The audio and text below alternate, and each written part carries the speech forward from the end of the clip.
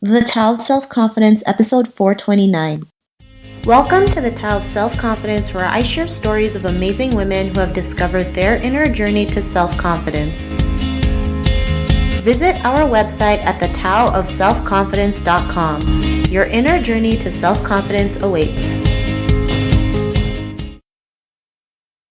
Well, hello, friend. Welcome to the Tao of Self-Confidence, where I share stories of amazing women who have discovered their inner journey to self-confidence. I'm your host today, Shine Yap Chan, and today I have an amazing lady on the show today. She works as a digital talent management, and she's also a writer and blogger for In Business and Life, and I'm really excited to have her on and share her story with us about self-confidence. So without further ado, I'm going to introduce you to Andrea Ming. Andrea, how are you today? Maybe you can fill in a little bit more about yourself to our listeners. Hi, and greetings from sunny Los Angeles. I'm Andrea, as Sheena mentioned, and it's weird to kind of explain who I am right now because I feel like I'm in a pivotal point in my life, and also I've done kind of a revamp of my whole life, just moving from New York to Los Angeles. I work currently in digital talent management, which is basically the business of working with influencers and content creators and helping them push their personal brand forward and just make the best content that they can. And every other moment, every other day, I'm a writer and thinker behind the website inbusinessandlife.com. I think both professionally and personally, no matter what it is, I'm all about empowering people to be the best version of themselves that they can be, and just to, push the envelope and just really reach their potential. Awesome. Well, thanks for sharing that. And Andrea, what's your cultural background? I'm 100% Korean American. I grew up in New Jersey in a largely Jewish population, so I feel like a mesh of so many different cultures. I like to say I have an international Asian mindset. I feel like a third culture kid sometimes, and I don't really relate to the Korean culture except for when it comes to food. I don't really speak the language very well, but to put it simply, I'm Korean American. Awesome. Well, thanks for sharing that. And what would be your favorite self-confidence quote? I love this quote by Casey Diane, and I honestly don't even know who she is, but she said something like, I love the person I've become because I fought to become her. And I remember reading that and just being so powerfully touched by that statement because I wanted to feel like that was something I could say. And for the longest time, it was something I couldn't agree with. But now I think I've come to the point where it really resonates with me.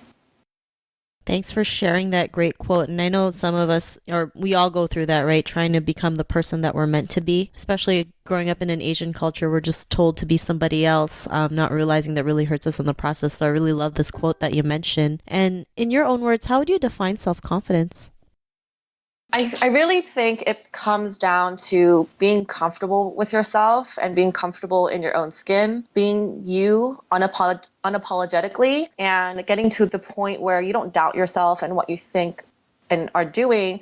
And, you just stop asking other people if it's okay, and you just get less shaky. You're just so rooted in your beliefs and your values that you spend every day just living it out and helping other people see what they're capable of as well. I really do think it's just deciding for yourself who you are and who you want to be and living that out. Thanks for sharing that. That was a really great definition. And Andrew, what was your life like before your discovery of self-confidence? It was, I think, such a dark place. Whenever I think about that, the before version of me, it's just so dark and heavy. And it was a lot of time spent being, just questioning me, questioning other things, questioning other people, a lot of indecisiveness, a lot of people pleasing, saying yes, even though I mean no, needing other people's approval to do things and think things and wear things even, and taking things personally when people don't like what I was saying or doing. And it's really just kind of like chasing your own tail, that you have no kind of root or foundation. You're just running in circles and always going somewhere and never getting anywhere. So it's kind of a elusive path to nothingness. And it's only until you really, really sit down and question and take the time to think about self-confidence and how you can embody that it stops spinning everywhere. Thanks for sharing that. I know that's something we all go through, right? The people pleasing, the questioning, the approval, of others. It can make us go nuts sometimes. But what was that point in your life where you realized you were more than that, and then you can be the person that you are today? What was that aha moment? I don't think there was one aha moment. I think there was a series and just multiple moments where I would hit a low and just be so exhausted and completely deprived of mental and emotional energy and just be like, faced with the reality of like, why am I feeling like this? And I think really aha moments come when you kind of get winded and you get thrown off track and have to think about why is this happening? And I think that it happened to me so often that a lot of the overthinking and the feeling actually forced me to really, really face this. And the aha moment comes from going through this thought process and coming to the realization that you are more than your insecurities and your fears, and you deserve so much more and want to feel so much more than this sadness and craziness that you're feeling. So I think a lot of the succession of all these moments kind of built up, and you just come to a point where you're just like, okay, this is enough. I'm going to make changes in my life. I'm going to be responsible for my life. And this is how it's going to be moving forward. And obviously it takes a lot of practice, but I still have aha moments to this day where I recalibrate. But I think it's just a series of moments.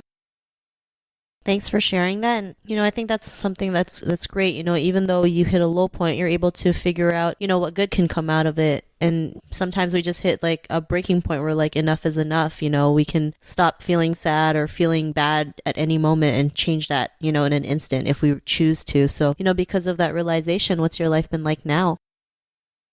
I have gotten to a point where it's a abundance mindset in the sense that I'm not on edge. I'm not in the defensive. I'm not trying to figure out where someone is coming from. Instead, I am more welcoming and more open to what people have to do and share with me. And I'm more of a giver and in the position to help other people get to the point that I have because I know what it's like to be not in this position. So I think I've been put into kind of a giving mentality more so than before because you really can't give when you don't have anything to give, when you don't have, clothing on your back to give to someone else, so to speak. So I think after being more self-confident in myself, you can just shine your light on other people more brightly and just broadly. Thanks for sharing that, Andrea. And to the woman who's listening to your episode, she may be in her own journey of self-confidence. What would be that one tip you would give to her?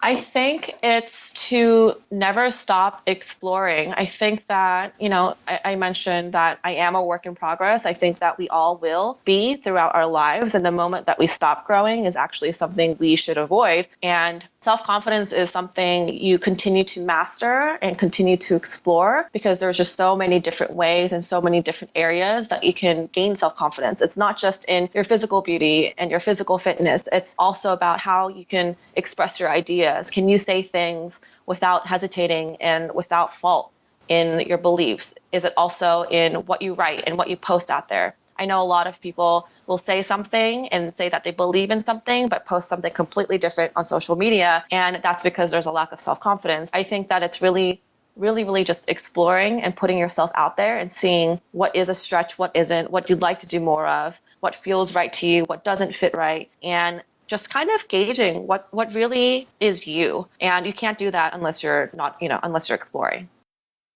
Thanks for sharing that great tip. And I love it. Never stop exploring, right? Especially when we're here. It's like the same thing. Never stop learning, right? We learn something new every day until the day we die. So it's like while we're here, we might as well go see everything that we can and as much as possible, right? So thanks for sharing that. And if our listeners wanted to get to know a little bit more about you and what you do, is there any links or social media profiles we can connect with? Yeah, everything you want to know about me, you can find at inbusinessandlife.com, which is my blog. And from there, it'll direct you to my Instagram, which is where I post every other day, if not every day, and also on a YouTube channel that I'm trying to post more content on. So everything that I'm loving and learning and doing in business and life is on those outlets. Thanks for sharing that. And to our listeners, if you want to connect with Andrea, you can also head on over to thetaoofselfconfidence.com and search for Andrea's name. Her show notes will pop up along with everything else we talked about. And I just really want to thank Andrea for taking the time to share her story and tips with us on self-confidence. So thank you so much.